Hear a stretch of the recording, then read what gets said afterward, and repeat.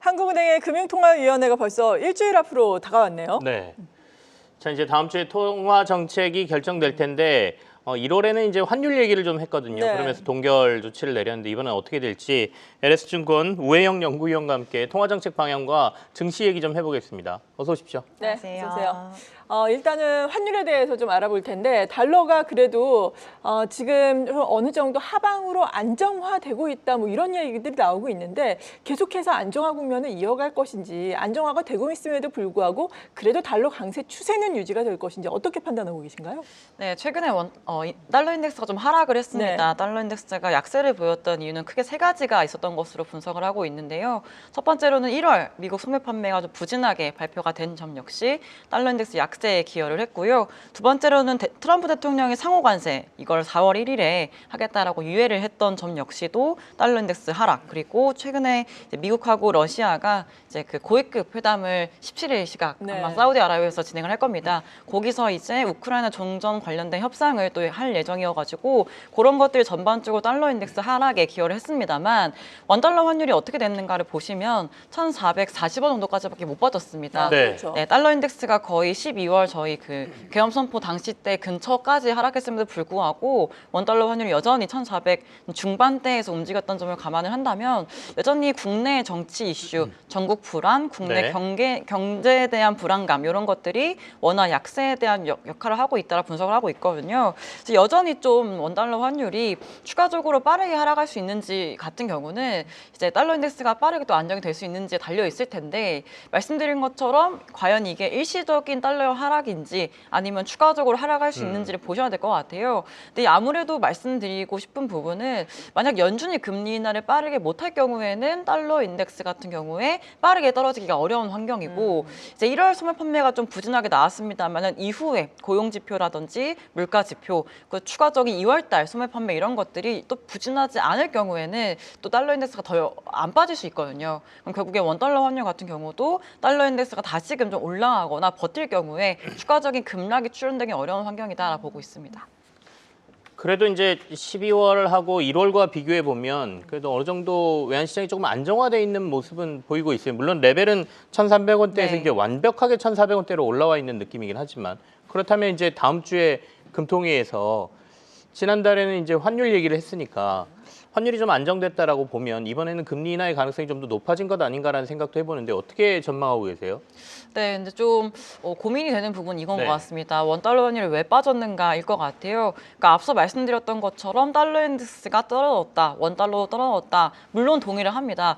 다만 달러 인덱스가 떨어진 하락한 부분만큼 원달러가 빠졌는가라고 하면요, 사실 아닌 부분이 있거든요. 네. 그러니까 달러 인덱스가 거의 이제 그 계엄 선포가 된 12월 초 부근 근접을 한 상태인데 원달러 환율은 그만큼 못 빠져 있는 상태잖아요. 그러니까 여전히 이런 정치 불안, 국내 경기에 대한 불안 이런 것들이 원화 약세 조금 더 촉발을 시키고 있다라는 거는 1월과 동일한 상태라고 보고 있습니다. 그래서 여전히 이제 한국은행에서 바라본다면 이차원 총재가 언급을 했듯이 이 원달러 환율이 정치 불안이 해소가 되면서 완화가 되면서 떨어졌냐라고 한다면 사실 아닌 부분이 크기 때문에 사실 2월 통방 때도 금리를 동결할 가능성도 남아 있다라 보고 있는 거고요. 이제 연준에서 금리를 지금 연내 뭐 한 번 할지 두 번 할지 불확실한 상황입니다. 여전히 시장에서는 한 두 번 정도로 보고 있긴 합니다만 만약 상반기 중에 금리를 빠르게 못 내릴 경우에는 한국은행에서도 빠르게 먼저 인하하기가 굉장히 부담스러울 수 있을 것 같고요. 즉각적으로 금리를 인하를 했을 때 경기가 바로 살아나는 것도 아니기 때문에 지금은 금리 인하로 경기를 살리자 이것보다는 추경을 좀 빠르게 합의를 해서 좀 경기가 좀 돌 수 있게끔 내수가 좀 부양될 수 있게끔 적정한 곳에 타겟을 해서 추경이 먼저 집행되는 게 먼저이지 않을까라 보고 있어가지고 지금 당장 뭔가 금리를 인하하는 득과 실을 따져봤을 때 득보다는 실이 조금 큰 시기이지 않을까라 여전히 판단을 하고 있습니다. 네, 그러니까 내수가 지금 너무나 안 좋은 상황이기는 하지만 환율은 여전히 부담이 되고 있고 그리고 미국도 기준금리를 지금 내리지 않고 있는 상황 여기에다가 뭐 경제 지표가 너무 미국은 또 잘 나오고 있으니까 네. 하느니 또 기준금리를 계속해서 인하하기는 좀 부담 부담스럽다라고 말씀해 주셨는데 그렇다면 한은이 상반기 내에는 미국처럼 지금 미국에서 이야기가 나온 것처럼 추가적으로 금리 인하가 좀 힘들 것이다. 미국을 보고할 것이다. 이렇게 보시는 거예요? 그렇지는 않습니다. 예. 일단 제가 봤을 때는 말씀드린 것처럼 원달러 환율이 안정이 되어가는 그림을 봐야 되는데 지금 안정이 되고 있는 그림이 국내 요인이 해소가 된 게 아니라 달러 인덱스 하락에 기인한 주로 네. 기인한 하락이기 때문에 1월 통방 때 분석을 하고 판단을 내린 것과 사실은 2월 통방 때 직면한 상황은 거의 유사하다라 보고 있는 거거든요. 그래서 당장 1분기 중에 금리를 내리기보다는 추가적으로 이제 또 재판이 남아 있기 때문에 그런 것들을 좀 보면서 좀 어떻게 이렇게 해결이 되는 모습이 나아갈 건지 아니면 추경이 또 집행이 되면서 경기에 대한 전망이 지금보단 조금씩 좀 살아날 수 있다는 기대감을 가질 수 있는 건지 그런 것들을 한 1, 2개월 정도 보지 않을까라 말씀을 드리고 있고요. 지금은 금리를 인하하는 것 자체가 뭐 심리를 좀 긍정적으로 변화시킬 수는 있습니다. 네. 다만 제가 중요하게 보는 거는 과거의 데이터를 봤을 때 이제 내외 금리 차가 이렇게 확대가 되는 구간이 있지 않습니까? 네. 이제 그랬을 때 발생할 수 있는 문제는 만약 연준이 금리를 빠르게 올려가지고 확대되는 건 문제가 없어요. 근데 한국이 먼저 금리를 인하를 하면서 다시금 이게 확대가 될 경우에는 원달러가 좀 다시 빠르게 상승할 수 있는 데이터가 있었거든요. 그래서 지금 만약에 데이터를 동일하게 본다면 지금 이제 미국 기준금리 4.5%, 한국 3%, 150bp가 지금 벌어져 있는 상태인데 이번에 한국은행이 금리를 먼저 인하를 하고 만약 2분기에 추가적으로 인하를 한다면 네. 다시금 200bp로 확대가 되는 거지 않습니까? 물론 경험을 한 레벨이에요. 네네. 하지만 벌어진 이유가 미국 연준이 인상을 해서가 아니라 한국이 먼저 내려서 경기가 안 좋아서 내려서 이런 움직임이라면은 과거에 좀 봤을 때 원달러 환율이 다시금 올라가거나 아니면 높은 환율이 조금 더 오래 유지가 될 가능성이 있어가지고 지금보다는 조금 한 2분기 중에 금리를 내리는 선택이 낫지 않을까라 말씀을 드리고 있어요. 그럼 우영권님께서는 일단 다음 주에 금리 인하 가능성을 좀 낮게 보시는 거네요. 네, 맞습니다. 다음 주에는 금통위 말고도 최상목 권한대행이 경제장관회의 열어서 건설 경기 종합 대책을 내놓는다고 했습니다. 그러면 이게 이제 기준금리 결정하고 좀 맞물릴 텐데 물론 인하의 가능성 좀 낮다고 하셨으니까 이런 것들이 좀 증시의 뭐 투자 심리를 좀 돌리는 역할을 좀 할 수 있을까라는 기대감도 있거든요. 어떻게 보십니까? 네, 발표를 뭐 하지 않는 것보다 하는 게 오히려 좀 좋은 건 맞긴 한데요. 전반적인 투심을 회복시킬 수 있느냐, 전 섹터에 걸쳐서 이제 투심을 회복시킬 수 있는지는 미지수인 것 같습니다. 네. 사실 건설 경기 관련된 종합 대책 이런 것들은 건설 섹터 관련해서는 조금 분위기를 좋게 하거나 아니면 또 턴어라운드 할 수 있는 기회로 접근할 수가 있을 텐데 사실 이게 지방 건설사 아니면 중소 건설사 측면에서의 좀 살리는 움직임 아니면 지방 쪽의 부동산을 조금 이제 좀 부진하다 보니까 고기를 조금 이제 살릴 수 있는 부분으로 집행이 된다면은 말씀드린 것처럼 건설 기업들 내지는 중소 내지는 지방 건설 기업들 같은 경우는 수혜를 볼 수가 있습니다만 사실 전반적인 투심을 회복시키고 경기를 회복시킬 수 있느냐는 사실 미지수고 불확실한 상황이지 않습니까? 네. 그래서 발표가 되는 것 자체는 물론 긍정적인 이슈긴 합니다만 우리가 생각했을 때 국내 자산, 원화 자산에 대한 매력도를 높일까라 한다면 아닐 수 있겠고 특정 섹터에 좀 국한된 긍정적인 좀 영향이 있지 않을까라 분석을 하고 있습니다. 네.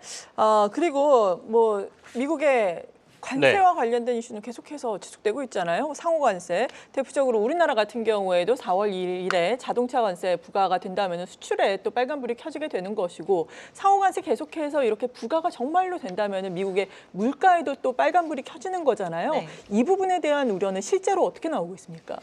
네, 사실 아직까지는 이 관세 부과라든지 이런 것들이 실제 물가 지표나 이런 것들로 반영은 되고 있지는 않습니다. 그렇죠. 예. 네, 그래서 시차를 두고 시간을 두고 아마 지켜봐야 할 텐데요. 12월 FOMC부터 1월 FOMC 때도 그랬지만 연준 내부에서는 이미 이 트럼프 정책, 교역 정책, 뭐 이민 정책 이런 것들이 향후에 어떤 영향을 미칠지에 대해서 이제 시나리오별로 가정을 해가지고 전망에 지금 녹이고 있는 상황인 건 맞습니다. 또 어떻게 반영이 되고 있냐면은 이제 교역 정책 같은 경우는 말씀 주신 것처럼 관세가 부과되면은 미국 내 수입 물가가 상승하게 되는 거고 기업들 입장에서는 이 비용이 올라가는 거를 어떻게 할까라 고민을 하면 당연히 가격 전가를 시키겠죠. 그러면 시차를 두고 소비자 물가 같은 경우도 조금 올라갈 수 있는 가능성이 존재하기 때문에 이 교역 문제, 교역 정책 이런 것들은 이제 인플레이션 상방 리스크다 이미 반영을 하고 있고요. 이민 정책 같은 경우도 아직 좀 어떻게 진행될지는 미지수긴 합니다만은 이제 그 고용, 공급을 제한시키면서 다시금 임금이 올라갈 수 있는 리스크가 있습니다. 네. 임금이 올라갈 경우에 또 발생할 수 있는 리스크는 서비스 물가가 다시금 다시 올라갈 수 있는 거거든요. 그래서 또 시간을 두고 바라봤을 때 이 이민 정책 역시 물가를 상승시킬 수 있다. 이렇게 지금 분석을 하고 있습니다. 그럼 당연히 우리가 물론 이게 예상을 하고 기대를 하고 있는 부분이 지금 있지만 교역 정책이 실제로 4월 1일부터 관세가 보편적으로 또 부과가 되고 아니면 캐나다나 멕시코 같은 경우도 3월 달부터 또 집행이 되지 않습니까? 네. 이런 것들이 시간을 두고 실제 수입 물가를 끌어올리고 이제 물가를 올리는 것까지 보기에는 한 2분기 말 내지는 3분기가 되어야 녹여질 것 같아요. 실제 지표예요. 네. 그러면 그때 사실 발표되는 물가 지표나 사실 그 뭐 경제 지표 이런 것들을 바라봤을 때 연준이 물가가 더 올라갈 것 같다. 아니면은 뭐 물가가 안 빠질 것 같다. 라는 평가가 있다면 6월 FOMC 때 전도표를 또 발표를 하지 않습니까? 그렇죠. 이때 뭐 연내 금리 인하를 더 뭐 줄인다든지 아니면은 뭐 최종적인 목적지인 뭐 최종금리 레벨을 올린다든지 이런 식으로 갈 수가 있는 문제인데 사실 이건 아직까지 저희가 보지 못하는 데이터여가지고 그렇죠. 뭐 지금 당장 3월 FOMC 때 어떻게 할 건지 뭐 5월에 어떻게 할 건지를 판단을 하기엔 조금은 부족한 데이터인 것 같습니다. 다만 방향성이나 기대감, 예상은 물가를 높일 것 같다는 부담감이 있기 때문에 아마도 상반기 중에는 금리를 내리기 굉장히 어려운 시기인 것 같아요. 그래서 1분기 중에는 3월 FOMC가 남아있는데요. 동결 예상을 하고 있고요. 네. 3월 FOMC 발표된 점도표 같은 경우에도 이제 물가에 대해서 조금 추가 상방 리스크를 열어놓는다든지 점도표 같은 경우도 연내 2번 인하에 대해서 만약 좀 회의적인 입장을 보인다든지 한다면은 미국 금리 같은 경우도 조금 추가적으로 상승할 수 있겠다라고 보고 있습니다. 그렇다면 지금 이제 국내 지수가 코스피가 2,600선으로 오랜만에 올라와 있는 상태인데 네. 말씀하신 거 종합해서 투자 전략을 제시한다면 지금 투자들 어떻게 해야 됩니까?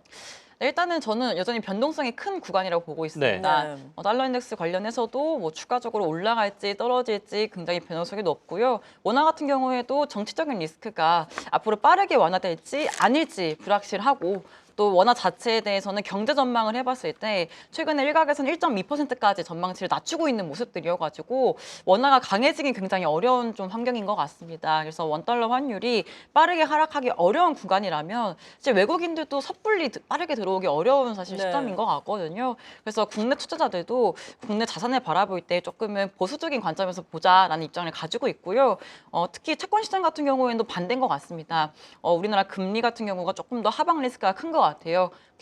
기준금리 추가 인하 기대감, 필요성 내지는 경기에 대한 부정적인 시각들 이런 것들은 장단기 금리를 하락시킬 수 있는 요인이기 때문에 오히려 지금은 국고채에 대한 매력도가 조금은 높은 것 같고요. 이제 2분기 뭐 말쯤 6월 FOMC 때 만약에 연준이 금리 인하를 시작을 한다면 그때부터는 미국 금리가 조금씩은 하락할 수 있는 또 모멘텀이 될 수 있어가지고요. 그때부터는 미국 국채에 대한 좀 매력도가 높아질 수 있다 보니까 그때는 조금 이제 미국채로 시선을 돌려보자 이렇게 보고 있습니다. 네. 네, 오늘 이렇게 시장의 큰 그림을 그려봤습니다. LS증권의 우혜영 연구위원과 함께했습니다. 감사합니다. 감사합니다. 계속해서 다양한 경제 이슈를 알고 싶다면 구독과 좋아요, 알림 설정 부탁드립니다. AI 캐스터 권미정이었습니다.